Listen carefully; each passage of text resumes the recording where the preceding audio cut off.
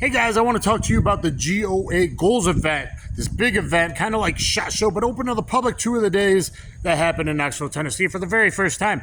And I think it was very successful for their first big event, right? And I think it was really good for gun owners of America, the public, and the creators, the content creators, and all those dudes interacting, and all the manufacturers and everything. I think it was a really great event, and I appreciate GOA. Of course, I'm a member, like you should be, with all the the organizations. There's a few. I think I'm a member of 2 or 3 at least. GOA, Second Amendment Foundation. I can't think of them, but I have interviews coming up with a couple of the bigger YouTubers. Mike from Mrgunsngear was very gracious, and I did manage to get an interview with him, so that will be coming up. I got a 2-parter with Tom Grieve, lawyer extraordinaire, very articulate, very intelligent man, and I don't say that often, but when he shook my hand, most guys I'm fist bumping because I have lupus, guys. I'm autoimmune, and I'm still scared a bit, and I have to take extra vitamin D and zinc and hope to God I don't get sick. But he seemed very genuine and very caring. And some of the other guys seem to understand the struggles when I'm like, man, I'm busting my butt and I'm at 36,000 subscribers, and has been very, very bad to us, especially lately. And I explained to them. I got a great interview at Range Day with Mike from Gideon Optics, and surprised him. That was totally off the cuff. And he's like, no one else has asked me about that. And he's like, well, wait a minute. And he pulled out a prototype, the one of one that I knew he'd be working on, and he's working on it, hopefully coming down the road. So check that out, because I basically broke news on 2 items. So that was cool. Starting with Range Day was very fun. I thought people would be a little more social, like, they got their little cliques and their groups like high school, and I don't enjoy that. Growing ass adults should be a little bit better than that. But overall, great event. Smoking the Opies, I need to talk to that dude. He seemed like a cool dude. Gave me his number. Where it was held.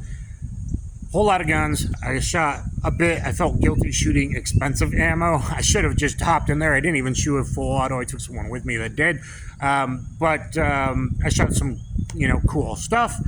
And you're going to want to look at I've been putting out mini videos and shorts out on that, because it's so loud. That's kind of all I can do without the expensive microphone equipment and all that. And even then, I put out more than most people. So look up GOA goals, look up GOA goals Range Day, and you'll find a lot of my stuff. Just see what I've been dumping, and I'm going to dump a whole bunch this upcoming week. Again, with Mike from Mrgunsngear, with Tom Grieve, talking about all the recent court cases you need to be familiar with, and what he thinks is going to happen, and what's going on, and the brace case that got kicked back a month, and excuse the wind and falling trees you hear in the background. Hopefully you can hear me. It is really picking up, and probably going to start pouring in a minute. But met a ton of cool manufacturers, talked to a whole bunch, and I hope that I get a bunch of TNEs coming in. We talked to Jared at STS, who's a purple belt in jiu-jitsu. You get trained forever, little MMA, wrestling, and all that. So I've been talking to him a while. Hopefully I will get some stuff. Look at the video there. I think there's a lot of cool stuff. We mostly looked at the Tisas pistols, though I really want a chrome Inglis P35 as well. Give me that chrome bad boy, because I don't have a P35 and I really, really want one, and I definitely want a Stingray carry 45, 30 ounce, 45 bobtail cut. Looks awesome. Great carry, 1911. One of the guys, small guy, he's like, here, man, I did a video with him, Mayhem Leatherworks. Check him out. I just stopped because of the quality. Small guy on the back, and I talked to him. I'm like, dude, I'm going to do a nice little video for you. And you know what?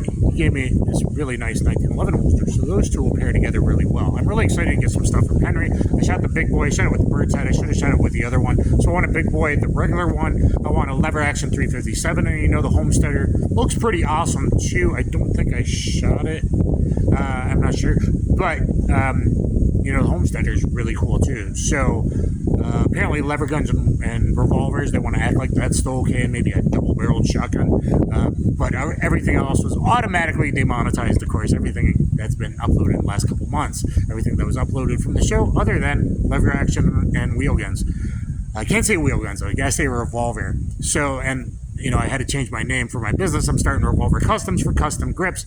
Speaking of Mike, Mr. Gunsngear, I want to send you some custom grips for a J-frame and all that. Speaking of that, the one thing I'm a little upset around most of these big YouTubers, I don't think they're actually carrying, including some of the ones that live in the great state of Tennessee, the volunteer state, where constitutional carry is legal, and even the guys flying in.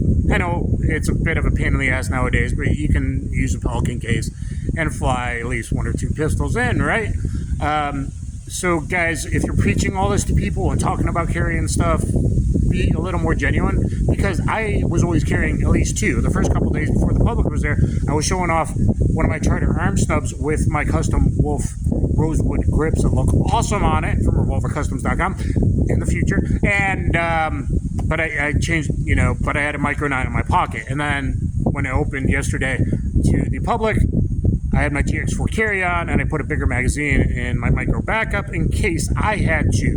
And even when Johnny B was doing his thing, these guys were paranoid because I kept looking around, but I'm making sure everyone else there was safe. And that's just who I am, whether I'm on the clock or not, right? And we all got to look out for each other. Unfortunately, I missed Glenn Jacobs. Was hoping to meet Kane, especially for my buddy Rob, but I still have missed him. I've missed him like this close, like 3 times now in the 3 years I've been in this state. And let's see, I talked to WashingtonGunLaw, and he was going to give me an interview as well. He said, meet me up in the green room because I got to go right up there, and I couldn't find him, unfortunately. I never met John Lovell.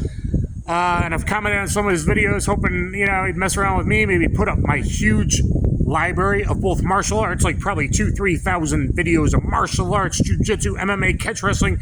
But I also got like 1,000 gun reviews and pistol reviews and revolver reviews and things like that. So the better quality ones, I hope that he would put on the WPS network. But I did talk to his wife briefly. I should have asked for a card and did more business. But I kind of was, I have a sense of humor. I'm like, hey, your husband John's ducking me. Just let him know Dan the Wolfman.